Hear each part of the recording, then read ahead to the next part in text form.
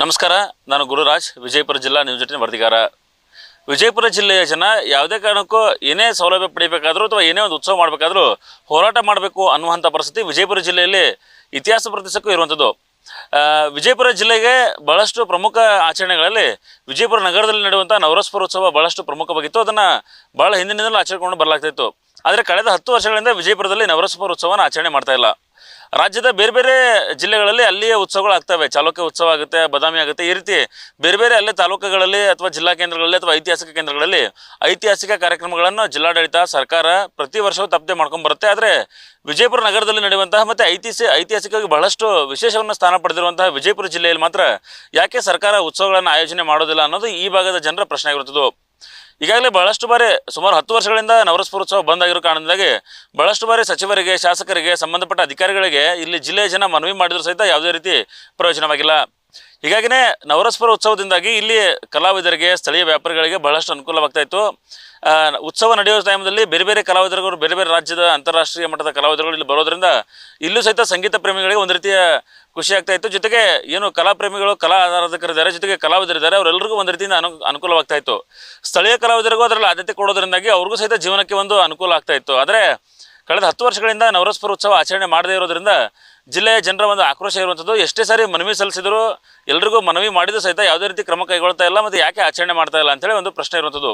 ಕರ್ನಾಟಕದ ಐತಿಹಾಸಿಕ ರಾಜಧಾನಿ ಎನಿಸಿದ ವಿಜಯಪುರದ ಹೆಮ್ಮೆ ಉತ್ಸವ ನವರಸಪುರ ಉತ್ಸವ ಆಗಿತ್ತು. ಆದರೆ ದುರ್ದೈವದಿಂದ ಕಳೆದ 10 ವರ್ಷದಿಂದ ನವರಸಪುರ ಉತ್ಸವ ನಡೀತಾ ಇಲ್ಲ.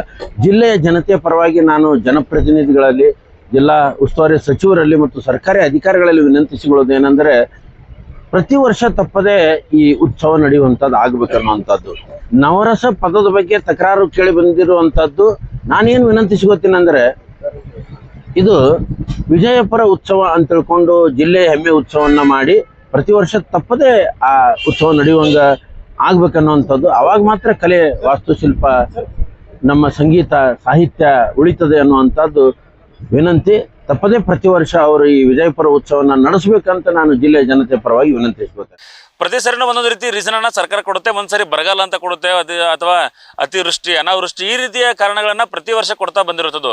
ಸಹಜವಾಗಿ ನವೆಂಬರ್, ಡಿಸೆಂಬರಲ್ಲಿ ಉತ್ಸವ ಆಯೋಜನೆ ಮಾಡೋದ್ರಿಂದಾಗಿ ಅವಾಗ ಮಳೆಗಾಲ ಅದೇ ಮುಗ್ದಿರುತ್ತೆ. ಹಾಗಾಗಿ ಅದು ಒಂದು ಸರಿ ಮಳೆ ಅಧಿಕವಾಗಿದ್ದರೆ, ಈಗಷ್ಟೇ ಮಳೆಗಾಲ ಮುಗಿದಿದೆ, ಮಳೆ ಅಧಿಕವಾಗಿದೆ, ಹೀಗಾಗಿ ಅತಿವೃಷ್ಟಿ ಇದೆ ಅಂತ ಹೇಳಿದ್ರೆ ಕೆಲವು ಸರಿ ಏನಾಗುತ್ತೆ, ಅನಾವೃಷ್ಟಿ ಅಂತ ಕಾರಣ ಕೊಡುತ್ತೆ, ಮಳೆ ಆಗದೆ ಇದ್ರೆ. ಹಾಗಾಗಿ ಈ ರೀತಿಯ ಸಮಸ್ಯೆಯಿಂದ ಪ್ರತಿ ವರ್ಷ ಒಂದಲ್ಲ ಒಂದು ಕಾರಣವನ್ನು ಕೊಟ್ಟು ನವರಸಪುರ ಉತ್ಸವನ ಮುಂದೂಡಲಾಗ್ತಾ ಇದೆ. ಈ ಬಾರಿ ಸಹಿತ ನವರಸಪುರ ಉತ್ಸವನ ಆಚರಣೆ ಮಾಡಬೇಕು ಅಂತೇಳಿ ಜನರು ಮನವಿ ಮಾಡಿದ್ದಾರೆ. ನವರಸ ಉತ್ಸವ ಅನ್ನೋ ಪದಕ್ಕೆ ಇಲ್ಲಿ ಆಕ್ಷೇಪ ಕೆಲವರು ವ್ಯಕ್ತಪಡಿಸಿದ್ರಿಂದಾಗಿ ಆ ಹೆಸರು ಇಲ್ಲದೆ ಇದ್ರು ಸಹಿತ ವಿಜಯಪುರ ಉತ್ಸವ ಮಾಡಿ ಅನ್ನೋ ಸಲಹೆಯನ್ನು ಸಹಿತ ಇತಿಹಾಸಕಾರರು ನೀಡಿರುವಂಥದ್ದು. ಹಾಗಾಗಿ ಜಿಲ್ಲಾಡಳಿತ ಒಂದು ವೇಳೆ ನವರಸಪುರ ಉತ್ಸವ ಅನ್ನೋ ಹೆಸರಿನ ವಿಚಾರದಲ್ಲಿ ಏನಾದರೂ ವಿವಾದ ಉಂಟಾದರೆ ಅಥವಾ ಯಾರಾದರೂ ಅದಕ್ಕೆ ವಿರೋಧ ವ್ಯಕ್ತಪಡಿಸಿದ್ರೆ ವಿಜಯಪುರ ಉತ್ಸವ ಅಂತನಾದರೂ ಮಾಡಿ ಸ್ಥಳೀಯ ಕಲಾವಿದರಿಗೆ ಒಂದು ಆದ್ಯತೆ ಕೊಟ್ಟು ಇಲ್ಲಿ ಕಲಾವಿದರ ಬೆಳವಣಿಗೆಗೆ ಆದ್ಯತೆ ಕೊಡಬೇಕು ಅಂತ ಹೇಳಿ ಒಂದು ಮನವಿಯನ್ನು ಮಾಡ್ತಾ ಇದ್ದಾರೆ. ರಾಜ್ಯದಲ್ಲಿ ಎಲ್ಲೂ ಆಗಲ್ಲ ಅಂತಂದರೆ ನಮ್ಮಲ್ಲೂ ಬೇಡ ಅಂತೇಳಿ ಜನರು ಸುಮ್ಮನೆ ಆಗ್ಬೋದು. ಆದರೆ ಎಲ್ಲ ಕಡೆ ಆಗ್ತವೆ, ನಮ್ಮಲ್ಲೇ ಮಾತ್ರ ಆಗೋ ಟೈಮಲ್ಲಿ ಈ ರೀತಿಯ ವಿವಾದ ಉಂಟು ಮಾಡಿದರೆ ಅಥವಾ ಈ ರೀತಿಯ ಸಬೂಬುಗಳನ್ನು ಹೇಳಿ ಅದನ್ನು ಮುಂದೂಡ್ತಾ ಬಂದರೆ ಹೇಗೆ ಅನ್ನೋದು ಇಲ್ಲಿನ ಜನರ ಪ್ರಶ್ನೆ ಆಗಿರುವಂಥದ್ದು.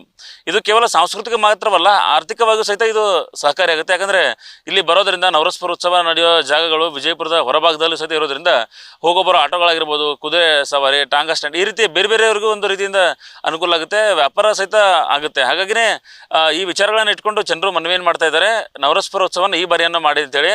ಹಾಗಾಗಿ ಜಿಲ್ಲಾಡಳಿತ ಇನ್ನೂ ಅವಧಿ ಇರೋದ್ರಿಂದ ಯಾವ ರೀತಿ ಕ್ರಮ ಕೈಗೊಳ್ಳುತ್ತೆ ಅಂತೇಳಿ ಕಾದು ನೋಡಬೇಕಾಗಿರುವಂಥದ್ದು. ನಿರ್ಭೀತ, ನಿಷ್ಪಕ್ಷಪಾತ, ವಿಶ್ವಾಸಾರ್ಹ ಸುದ್ದಿಗಳಿಗೆ ಮತ್ತೊಂದು ಹೆಸರಾಗಿರುವ ನ್ಯೂಸ್ 18 ಕನ್ನಡ ಈಗ ಆಪ್ನಲ್ಲೂ ಲಭ್ಯವಿದೆ. ದಯವಿಟ್ಟು ಇಲ್ಲಿರುವ QR ಕೋಡ್ ಅನ್ನು ಸ್ಕ್ಯಾನ್ ಮಾಡಿಕೊಂಡು ಆಪ್ ಡೌನ್ಲೋಡ್ ಮಾಡೋದಕ್ಕೆ ಮರಿಬೇಡಿ. ನಿಮ್ಮ ಬೆಂಬಲ ಹೀಗೆ ಸದಾ ನಮ್ಮೊಂದಿಗಿರಲಿ. ಧನ್ಯವಾದ.